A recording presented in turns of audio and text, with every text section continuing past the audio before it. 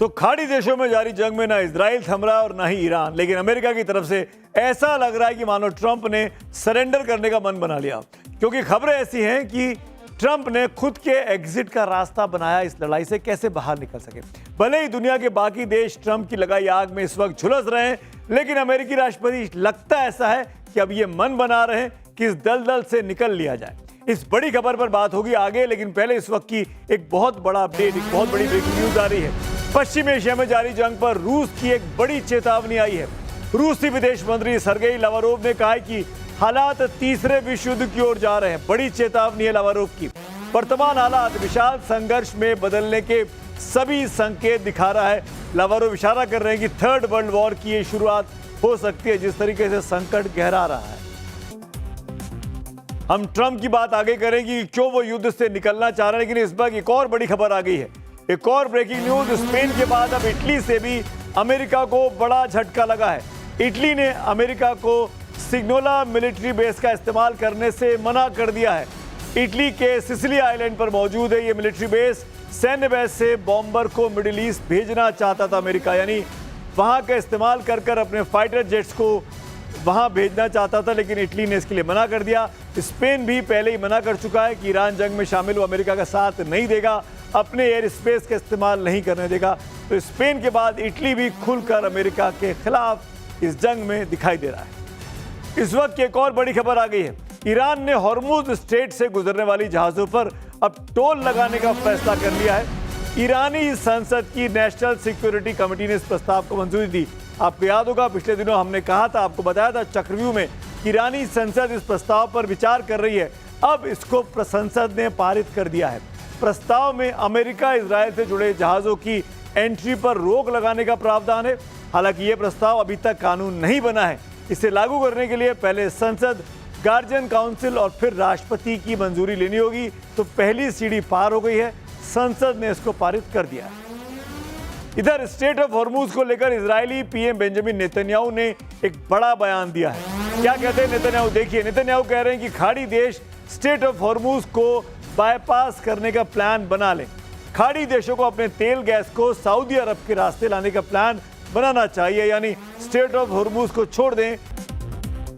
और अब बात उस बिग स्टोरी की जिसने वॉशिंगटन से लेकर तेहरान तक भूचाल ला दिया। वॉल स्ट्रीट जर्नल की एक रिपोर्ट ने पूरी दुनिया को सन्न कर दिया है। दावा यह किया गया कि राष्ट्रपति डोनाल्ड ट्रंप ईरान के खिलाफ अपना सैन्य अभियान खत्म करना चाहते हैं, रोक देना चाहते हैं। तो क्या ट्रंप को लग रहा है कि वो इस युद्ध में पिछड़ रहे हैं, हार रहे हैं? लेकिन शर्त ऐसी कि जो सरेंडर करने से कम नहीं है।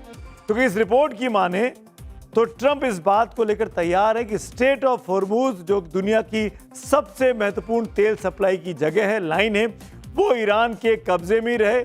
सवाल अब बड़ा खड़ा हो गया है, क्या ट्रंप हार मान चुके हैं? क्या ट्रंप को लग रहा है कि ईरान से सानी पाना मुश्किल है? क्या अमेरिकी महाशक्ति ने ईरान के आगे घुटने टेक दिए हैं, या फिर क्या ट्रंप खुद फंस गए हैं और अब पूरी दुनिया को इस संकट में फंसाकर किसी तरीके से अपनी जान बचाकर निकलना चाहते हैं?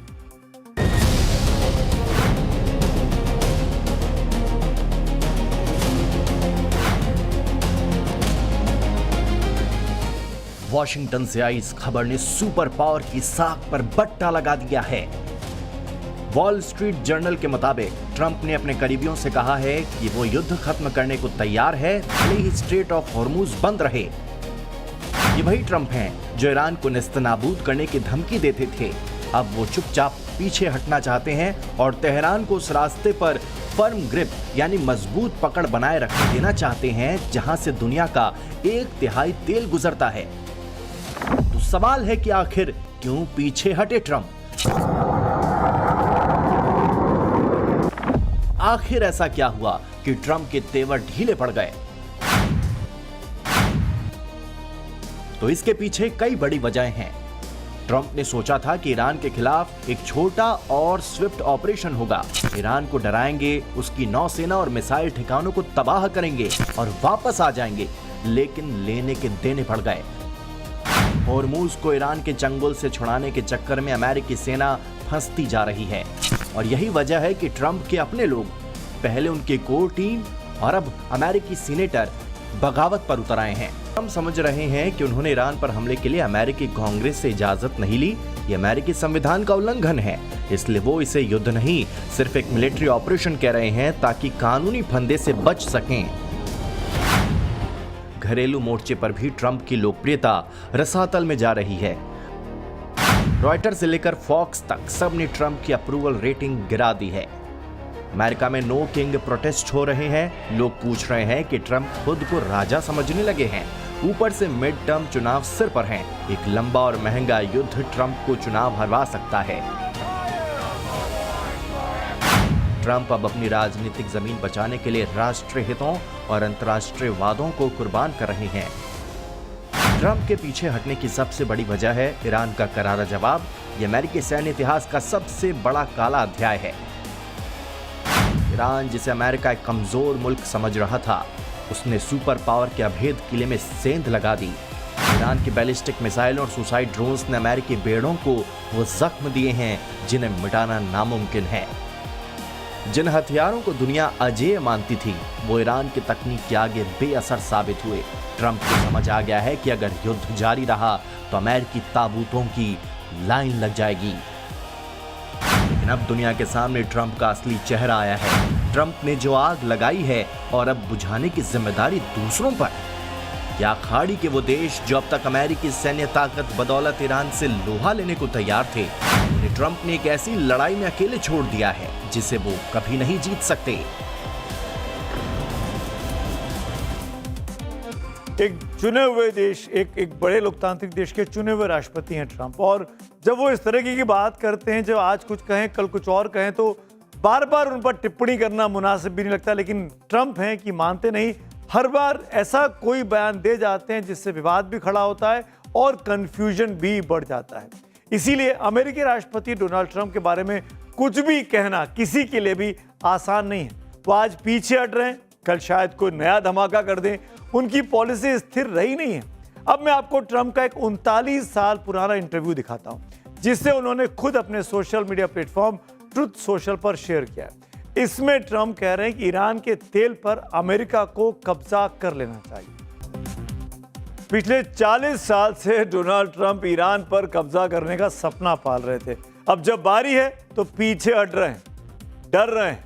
ईरान ने इतना जबरदस्त मुकाबला किया इन 32 दिनों की जंग में, लेकिन अब वो ऐसा क्यों कर रहे हैं? एक्सपर्ट्स ट्रंप के इस सो कॉल्ड सरेंडर के पीछे 10 बड़ी वजह गिनाते हैं।